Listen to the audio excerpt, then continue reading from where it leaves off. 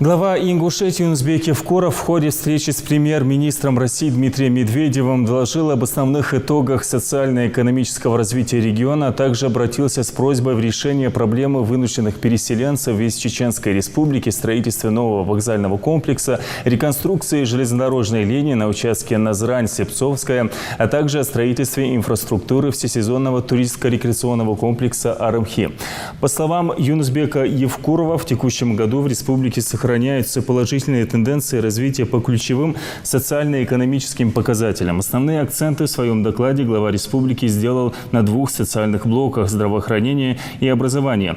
Благодаря поддержке федерального центра, в том числе Минздрава России, за последние 5 лет здравоохранение региона было выведено на трехуровневую систему оказания медицинской помощи.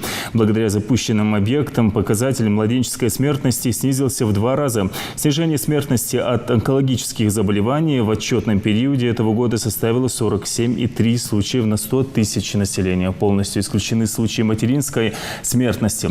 По его словам, сегодня в тесном взаимодействии с социальным блоком правительства России достигнуты договоренности о реализации на территории региона ряда профильных объектов.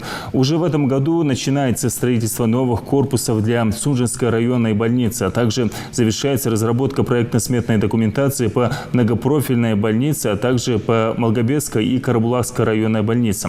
Отметил Юнусбек Евкуров, по линии образования благодаря строительству новых школ удалось минимизировать риски возникновения трехсменки. До 45% снизилось число школ с двухсменным режимом обучения, отметил глава республики. Растет уровень доступности дошкольного образования. Дмитрий Медведев заслушал доклад и пообещал оказать помощь и поддержку в решении обозначенных проблем.